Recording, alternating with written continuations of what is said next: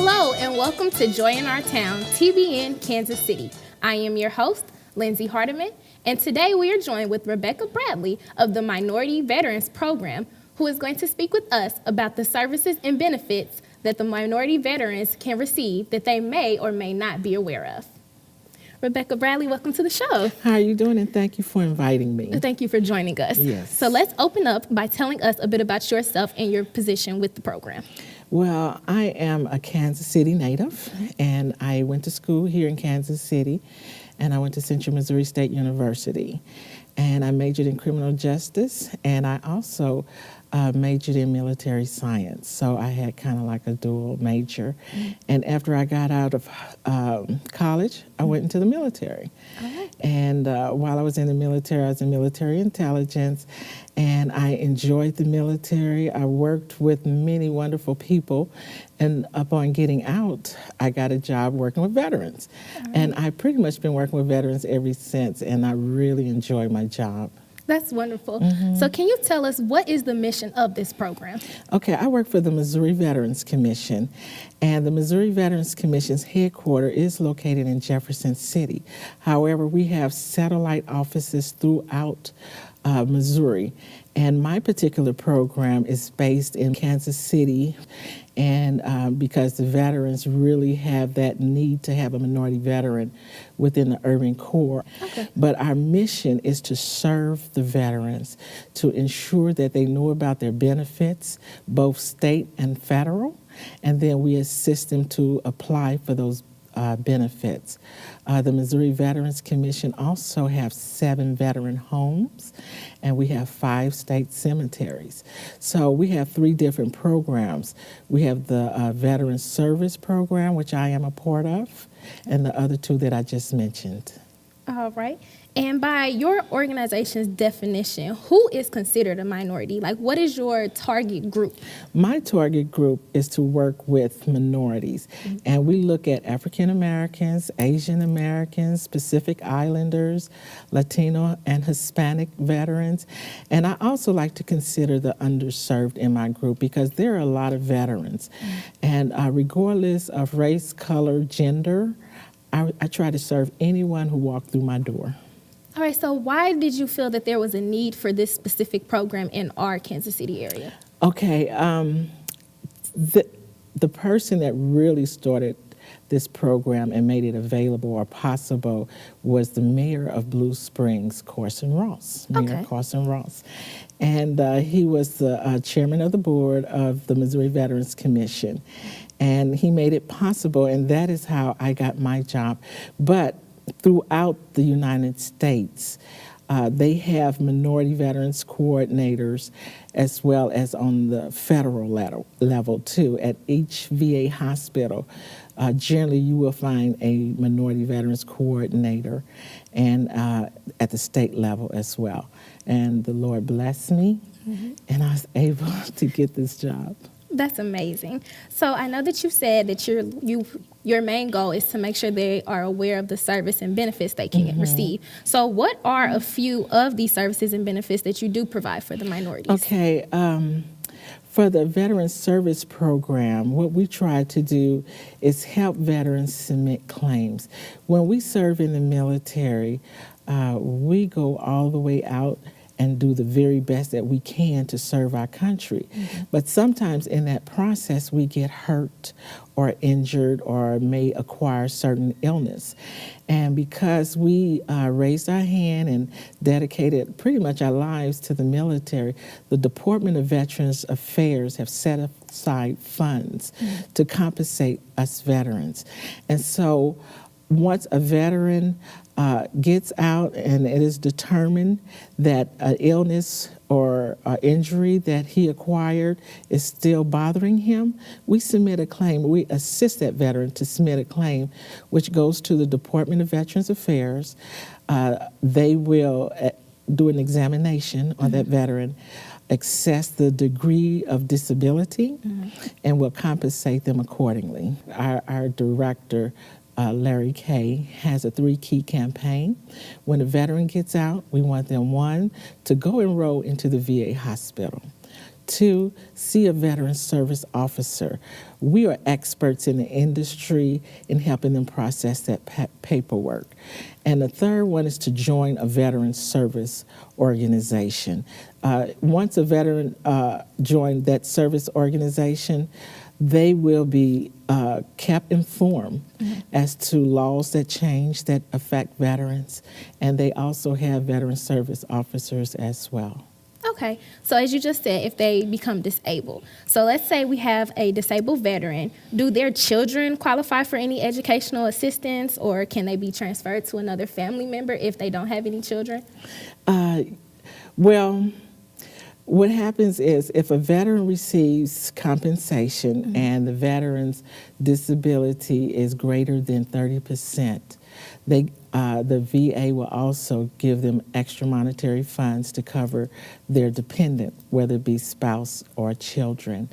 That educational program is so wide and so vast, but there is opportunity for the veterans of this Gulf War, if they decide that they do not wish to use theirs, yes, their children or their spouse can use those benefits, but they will have to contact the Department of Veterans Affairs. All right, so we're going to put some information on the screen. If you are a minority veteran or know a minority veteran and you would like to contact them, please give them a call at 816-655-3490 or visit the website on the screen at mvc.dps.mo.gov/service/minority. All right, so we've talked about the disabled veterans, but let's say a veteran is homeless. Do you provide any assistance for them? Yes. The Department of Veterans Affairs have put together a program where they do not want to have any homeless veterans out in the street.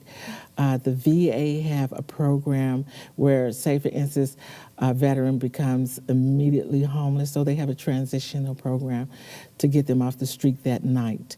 And then they have a program whereas the veteran could stay in a facility and they will assist that veteran to get a job, or if they have any mental health issues, they will assist them there.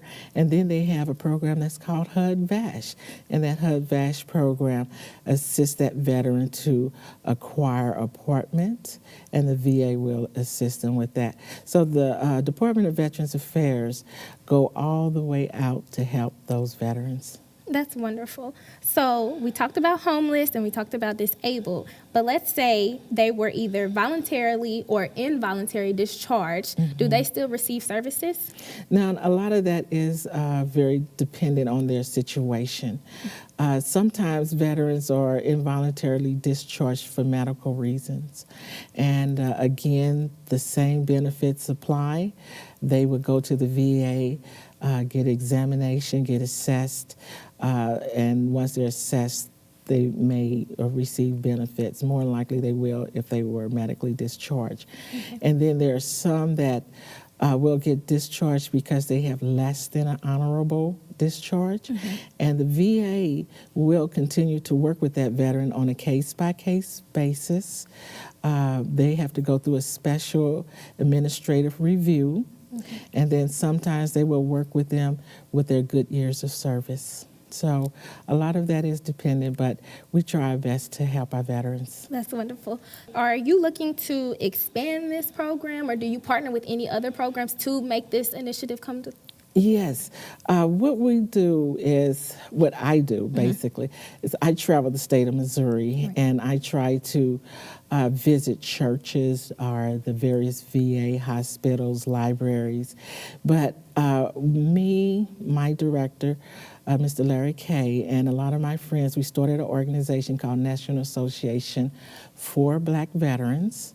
And that is an organization that also is designed to help veterans that came into being right out of Vietnam, because as minorities we have unique problems and concerns, and they wanted to address that.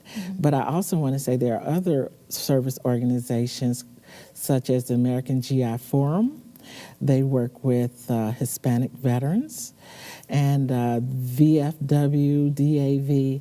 A lot of them have what they call chapter or post, and it may be all minority. And I would like to encourage minority veterans to look into one of those organizations and start one right in their community, because the more veteran service officers that we can get to help veterans, the greater the benefit the veteran will receive, as well as bringing monetary funds into the community. All right, so let's put some information on the screen. If you are a minority veteran and you want to get more information about the other services and programs that fall under this program, please give them a call at 816-655-3490 or visit the website on the screen at mvcdps.mo.gov/service/minority. All right, in closing, do you all accept any volunteers? Oh, yes. We have a program that's an ombudsman program, and that ombudsman reach out to veterans who are in need. And there are times when we have vet rallies that I like to put on that target the family. And we, it's kind of like sometimes we play softball. We'll go to the Jazz Museum and we'll have activities for kids, and we need volunteers for that. We try to bring out the Vet Mobile Center, and that way we can get those veterans to come to the events, because a lot of veterans don't want to go to the VA, or they have no reason to go to the VA. But we try to do what we can, and we do need volunteers when we put on activities, events, and functions like that. All right. Well, thank you for joining us Thank today. you for having me. God bless you. God bless you as well. And thank you for tuning in to Joy in Our Town, TBN Kansas City. I am your host, Lindsay Hardiman, and have a wonderful week. Duty. I joined the Army because I wanted a challenge. Honor. I enlisted to follow in my father's footsteps. Country. For me, it was about patriotism. You answered the call to serve, and a grateful nation honors that service with many veterans' benefits. I decided that it was time to go to college and pursue my career. I was able to buy this house. From education and training to home loans to compensation, these and other veterans' benefits may be available to you. I'll be able to change my career and make more money and provide a better life for my family. I will be coming up on retirement, and the VA benefits will play a very important part in my life. Find out more about your eligibility, including how to apply online using e-benefits. I think all veterans should take advantage of their VA benefits. They're there, they're earned, and they're valuable. Don't wait. Apply for your VA benefits today. KTAJ TV 16 would like to encourage you to partner with TBN in collecting items for a local outreach ministry. The Grace House, located at 2638 Lafayette in St. Joseph, is accepting your gently used clothing and household items. All items can be dropped off at the Grace House Tuesdays from 7 a.m. until 4:30 p.m. and on Thursdays and Saturdays from 7 a.m. until noon. Please call 816-262-9401 for more information.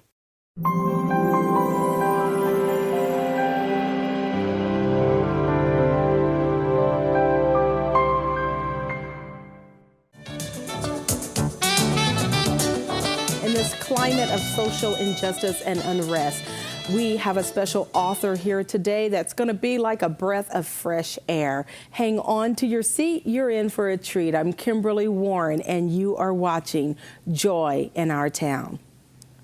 Dr. Jeff Edwards, welcome to the show. I'm glad to be here. It is so good to have you. This is just what the doctor ordered for such a time as this. We're going to talk today about race relations and minority status, and you're going to give us a different perspective on how African Americans, how people of different ethnicities are chosen and not cursed. So let's start there. As an author, as a pastor, as a mentor, how did you come about putting all of these thoughts and your beliefs down in writing to empower others? Well, I was sharing with your producer how the years ago, when we first started pastoring, and I've been pastoring 37 years. Wow. that people were coming out of traditional settings, coming out of traditional churches, and finding whole new realms of truth they've never had ascertained before. But I find I would go so far preaching those truths, and people would kind of fizzle out, like, what are you talking about? Where do we go with this? How does it apply? And it's very hard to preach faith to people who don't have any hope. Faith is the substance of things hoped for, evidence of things not seen. So when you're dealing with people who have a sense of hopelessness, and have a sense of worth of who they are, it's hard to preach things that relate to present truth from God's perspective. So Lord said to me, you go back and help your people see themselves before systems got a hold of them. Systems of oppression, systems of slavery that got a hold of them, and see how they were and how I made them. So I watched over about a 10-year period. I would note as I was reading the Bible, that's a person of color. That's a person that's black. That person is different. And I would find out by their names, because names denote character and purpose. We name people anything, you know, Tanisha, Tanasha, Hikobo, whatever, based on the sound. But in Scripture, names were related to describing a person or the region they were from or the duty they were called to do or to perform. So through name, through Scripture, to regions, I began to find people. And I would jot this down and jot that down and jot this down for about a 10-year period. And then eventually I started preaching on it. You know, God said, now it's time to help your people understand who they were before systems got a hold of them, and let them know they were a part of the revelation of myself to the earth. I'm very much part of it. And I found of all the writers in the Bible, the 40 writers in the Bible, every one of them were people of color. You know, only one would be considered white, and that's Dr. Luke, and he's mixed. You know, so and they were. But from our Western way we present the Bible, you never seen color there. Everybody presented from a perspective of the West. They were all white. All the Sunday school quarterlies, the character was all white. Everything you read was everybody was white. So it was very hard for people of color to identify with the Bible. And I began to say, wait a minute, that's not true. That's the way it's been presented from a Western perspective. But the Bible is full of color. 80 to 90% of the world are people of color. Now, how would the Bible miss that? And the Bible doesn't. It's just the way we presented it missed that, you know. Because if you leave the shores of the United States, we're only what they can call a minority. And I don't like the term because that means inferior. We're only a minority in America. In the world, 80 to 90% of the people look like us. You know, only 10% of the world are white, but they control most of the world. But the population of the world is most people of color. And I said, well, how would the Bible miss that? Well, it didn't. Interpreters missed that, or people that were in power wanted to present the Bible from a place that would make them look good. And so almost anything that was from a black perspective was considered or not mentioned or quieted because you would then indict yourselves if you brought any worth to black people when you had them under slavery. And when your Constitution says we're only 3/5 of a man for taxation purposes. So then you would refute your own laws if you taught anything that would bring too much self-worth to people of color that you had enslaved and put in a minority status and put in an oppressive status. So that follows through education, that follows through religion, that follows through sociology, that follows in some of the things we're seeing happening right now and the police and other things that are happening and how people are viewed in our country. And much of the view or the opinion of people is based on culture and tradition, but not based upon God's word. Most people get their sense of worth of who they are from what God says about them. But for some reason, we have not told openly what God says about people of color. And so that's how I wrote that book. I did not expect it to start a movement, but it did. It started a movement among what I label as a black segment of the church. And there's where some of your first growth of thousands and megachurches came among the black populace. When folks started reading this, started getting some worth, they seemed to rise up from the traditional places. In years when I grew up, you didn't find blacks in many professions except teacher, lawyer, doctor, for your own people. See, you won't find many black engineers that have 40, 50 years anniversary, maybe 25, 30. You'll find teachers that have 50 years of teaching or a doctor or lawyer for your own people. So certain professions we didn't even enter into. First of all, because the doors were not open, then many times you were taught you could not do that. We were taught we were bad in math. That passed down to us and these things. And those cycles had to be broken. I was one of the first category, large number of blacks that started going to majority white colleges. I went right here 40 miles away to Maryville. And I was one of the first black that lived in the city since the lynching. I was the first black to live in the city since the lynching, which had in Maryville, Missouri, had the last recorded lynching of a black in the state of Missouri. So I seen the transition, even that black students range from 87th at its lowest round to about 150 out of 6,500 people. Oh my. So it was a whole different culture shock to be in a setting like that, coming from Kansas City and from St. Louis and from the other cities we came from. So my whole life was involved being a first, you know, going through walls that had been set up. And then I found out when I got called to preach, it did the same thing, to deal with some of the racial walls. One of the other books I wrote was called Purging Racism and Christianity, of dealing with that in many of those circles. So that started a movement that's become a part of life. In fact, my degree is in biblical and ethical studies, a PhD in that. It's a study of people groups or races in the Bible. Probably only want to have a degree in that because I had to develop the curriculum for the ethnic studies, the study of people groups, because we don't see the Bible from a point of view of ethnic groups. But God made us different.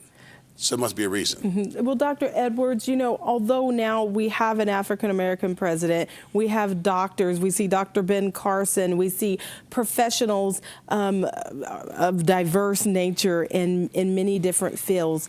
The stats still say out of 2 million incarcerated individuals, 50% of African American.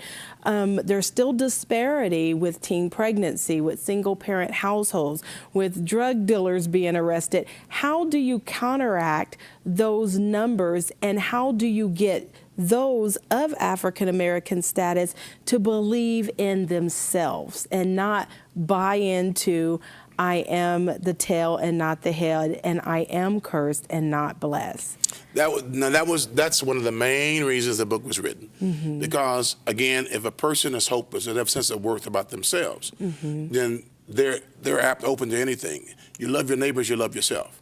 If I don't love me, I'm gonna have a hard time loving you. And I'm gonna definitely have a hard time loving somebody that doesn't look like me. So all of that happens. You know, we got in the black community, 70% of our families, men are missing in action.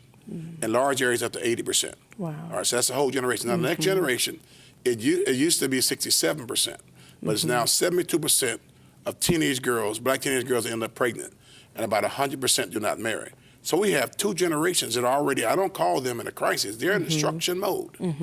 And so and that should start from an early age. When you show them, I'll give you one of my greatest testimonies. A missionary whose son read this book years ago, who was in prison in Oklahoma, who was on death row. And he read the book, and his mom said, he said to his mom, thank you for this book. He said, I don't know if I'll get out of this or not. I may have to pay the crime, I may have to pay the price for it. He says, but it doesn't matter now, I know who I am. He said, if I had known this before this, I would have never stooped so low to do some of the crimes I did, because I would have had a better sense of worth about myself. That when you're told over and over you're nothing, you can't do nothing, then you do nothing. And people are not valuable, nor is your own life valuable. So there's no problem for you to cut my finger off for a $100 ring or kill me for some shoes, because I'm trying to get some sense of worth about myself that I did not have, should have gotten from my parents, should have got it from my society, should have got it from school, should have got it from church. But somewhere we have a whole generation that's fell through the cracks. And so when you deal with worth about like this whole movement of Black Lives Matter, and which was similar to something that happened in the 60s about the self-worth that came.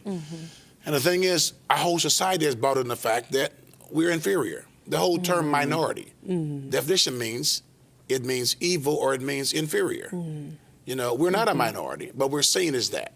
So, you know, I can never be a good speaker. I'm a good black speaker. You emphasize the black. You know, he's a good lecturer. He's a good black lecturer. He's a good black doctor. You emphasize black in order to make sure I'm less than the dumbest white. How do you captivate those that aren't going to our institutions of education? They're not showing up for Sunday school. They're not showing up to our after-school programs. How can we as leaders captivate those that are disenfranchised? We have to do it on a one-one. Like you just says, by this show, I'm in my side, by love one another. That's love one at a time. By our own individual lives. Besides who's in my church, I have missionary projects all over the city that will probably never come to my church. That I'm helping them when they're business. I'm helping them get beyond their prison records, get jobs. We have to individually take it upon ourselves to help better a people by helping them see themselves, believing in them, trying to open doors of opportunity. If I can't help somebody on the streets, I don't care how many doctorate degrees I have, I'm a failure. If I can't help somebody the lowest of the lowest, I'm not successful. So my success is not in my degrees, my success is not in how big my church is, my success is how much I can influence people toward what is right. Influence people toward, ultimately I know what is right is to walk with God. But to get them in there, I got to take them along a certain path. Here's our problem in the church world. I've seen, like here that happened in Ferguson, Missouri. I've seen national ministries come there and do programs, little segments, and talk about we're going to pray for them, we're going to pray for this, we're going to pray that, never mentioning the problem, but saying let's pray. I said, well, wait a minute. First the natural, then the spirit. First of all, identify the natural problem. Talk about the natural problem, then bring us to a spiritual realm. But most folks would not admit we got a problem. We got a natural problem here. There is a problem the way police see black youth and how black youth see police. So we have to be, as a church, with a pillar and ground in truth, tell the truth. No matter if it's unpopular, speak the truth to situations.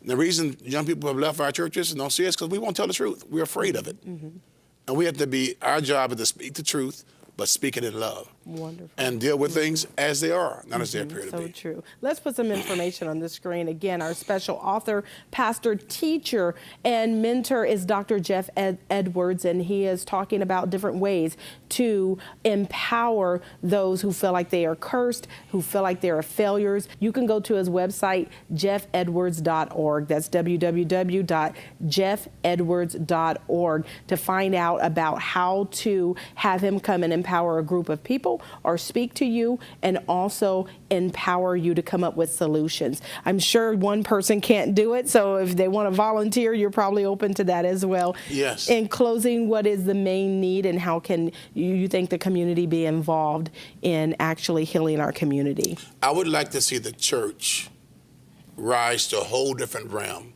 of being committed to truth. Okay. We're called the pillar and ground of truth. Jesus says, I'm the way, the truth, and the life. We are born again by the word of truth, and we're filled with the spirit of truth. But we're afraid to speak the truth. If it endangers our social status, or if it's not popular with our society. We have to be, again, empowered to speak truth, because you should know the truth, and the truth will make you free. That's free socially, that's mentally, financially, whatever realm.